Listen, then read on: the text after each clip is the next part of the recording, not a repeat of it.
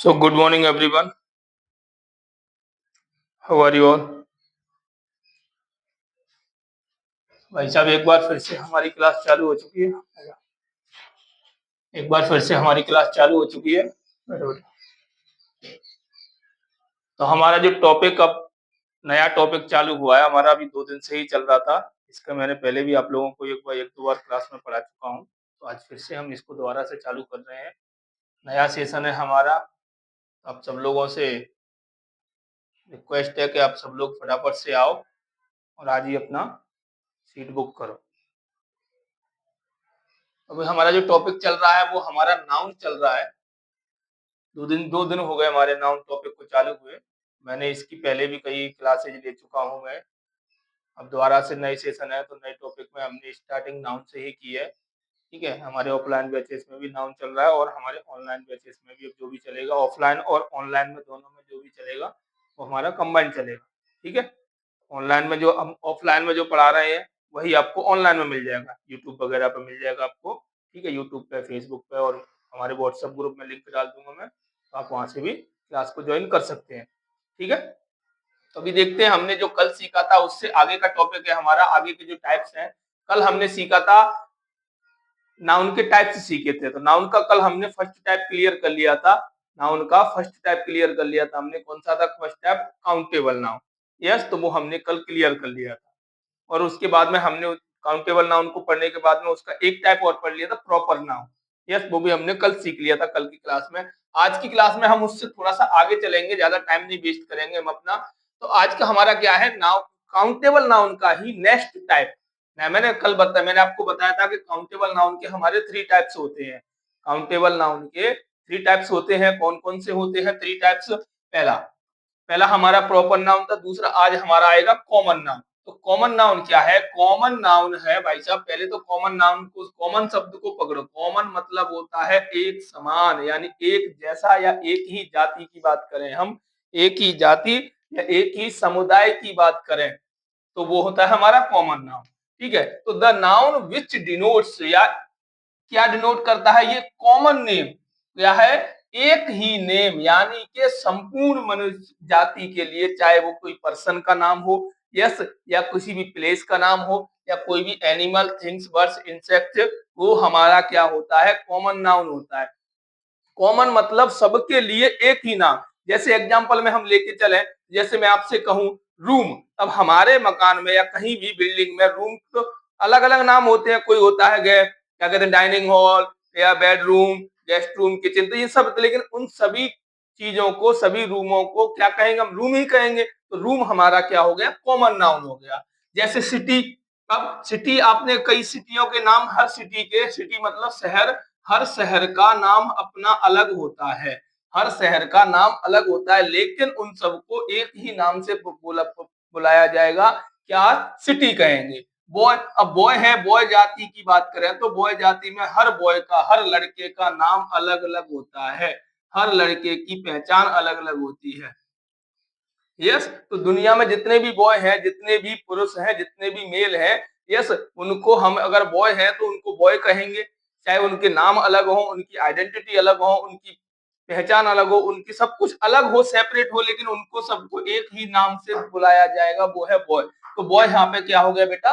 Common noun हो गया। दूसरा है गर्ल। अब गर्ल मतलब लड़की।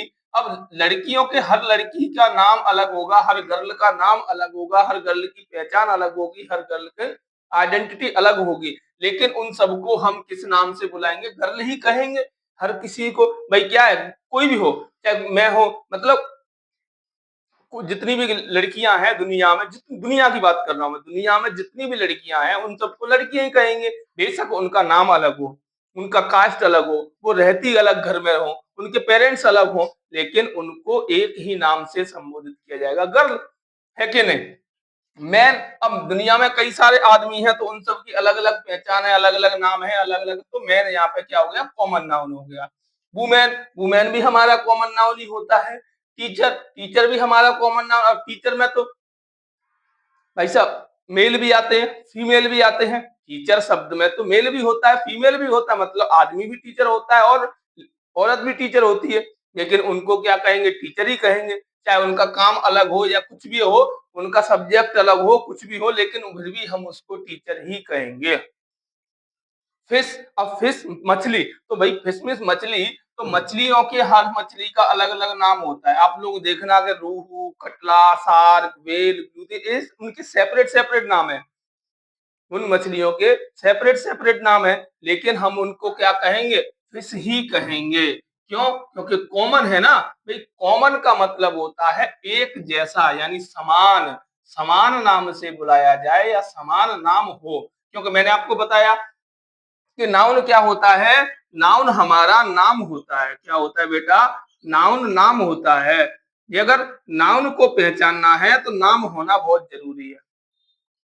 नाउन को अगर पहचानना है तो नाम होना बहुत जरूरी है। तो इसीलिए मैंने क्या कहा, कॉमन नाउन, यानी कि एक ही नाम से बुलाया जाए, चाहे वो कोई भी हो, चाहे वो कोई पर्सन हो, चाहे कोई प्लेस हो, चाहे कोई एनिमल का नाम हो, चाहे किसी भी बर्ड्स का नाम हो, चाहे किसी भी इंसेक्ट का नाम हो, किसी का भी नाम हो, वो अगर एक ही नाम है तो वो क्या होगा, कॉमन होगा।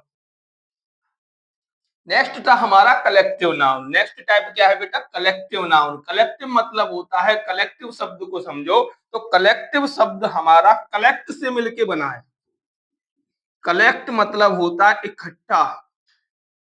क्या होता है? इकट्ठा होता है। यानी कि वो चीज जो ग्रुप में हो, समूह, इकट्ठा कौन होता है भाई? इकट्ठा वही होता है जो ग्रुप में होता है, जो समूह में होता है। यस, अगर वो ग्रुप में होगा, समूह में होगा, तो हम उसको, समूह में होगा तो भाई साहब एक ग्रुप में होगा।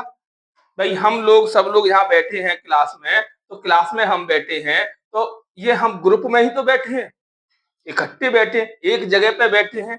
क्लास में स्टूडेंट्स बैठते हैं। अब अगर एक स्टूडेंट बैठेगा तो वो स्टूडेंट होगा, तो वो ग्रुप नहीं होगा। लेकिन कई सारे स्टूडेंट्स बैठे, जिसमें लड़कियां भी हैं, लड़के भी हैं, यस, तो वो क्या हो गया, ग्रुप हो गया। तो हम कहेंगे group of students, group of teachers. अब टीचर्स हैं, स्टाफ रूम में टीचर्स बैठे हैं, यस, वो बैठ के बातें कर रहे हैं, तो हम क्या कहेंगे, group of teachers, yes, sitting together and talking.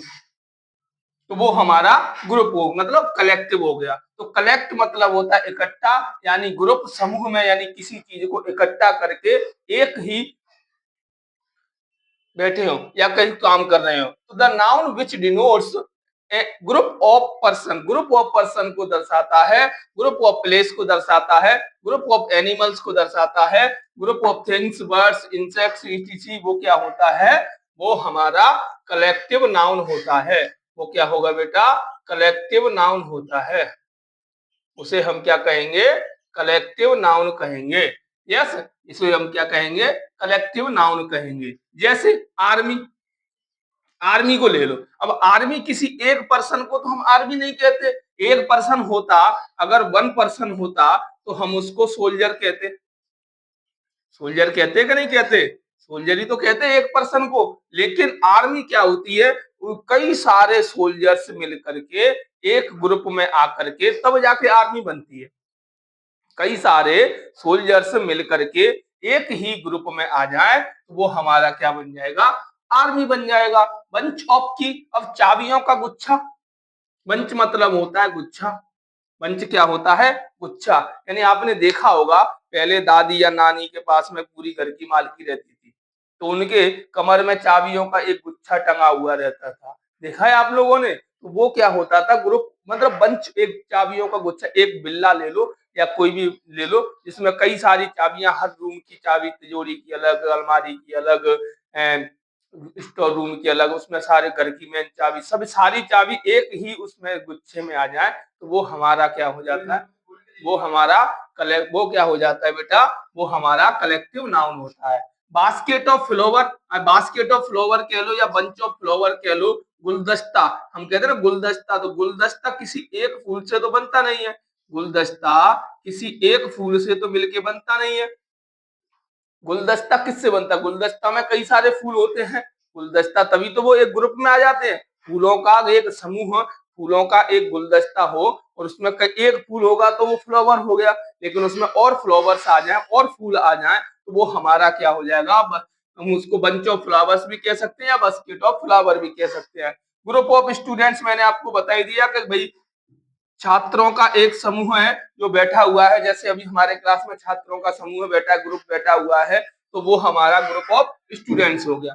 Family, अब फैमिली किसी एक पर्सन से तो फैमिली बनती नहीं है, फैमिली में तो लोग होते हैं, 2 भी होते हैं, 4 भी होते हैं, 10 भी होते हैं, कितने भी हो सकते हैं, ठीक है। तो वो क्या है, एक ग्रुप में होते हैं। फैमिली किसी एक पर्सन से तो बनती नहीं है, तो फैमिली क्या होती है, उसमें ग्रुप होता है भाई, 2 भी हो सकते हैं, 4 भी हो सकते हैं, जिसे हम क्या कहते हैं, फैमिली को परिवार। क्या कहते हैं बेटा, परिवार कहते हैं। फैमिली को क्या कहते हैं, परिवार कहते हैं। तो परिवार किसी वन पर्सन से तो बनता नहीं है, one person can not make a family. Family में बनाने के लिए 2 हों, 4 हों, 10 हों, 50 हों, कितने भी हो सकते हैं, तब जाकर तभी तो फैमिली बनेगी। तो फैमिली में क्या होगा, एक ग्रुप होगा, एक ग्रुप होगा कि नहीं होगा, एक group of people is living together in a room we call family. यानी कि फैमिली क्या होता है, group of peoples living together under a one roof.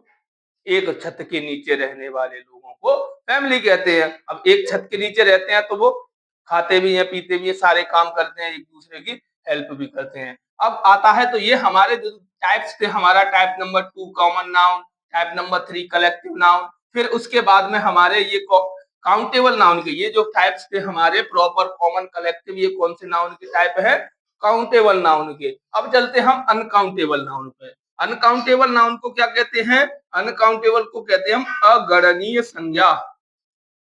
अगणनीय संज्ञा यानी कि वो नाउन जिसकी गणना ना की जा सके, जिसको काउंट ना किया जा सके। अनकाउंटेबल शब्द को समझो, तो अनकाउंटेबल शब्द हमारा किन चीजों से मिलकर बनाया गया है।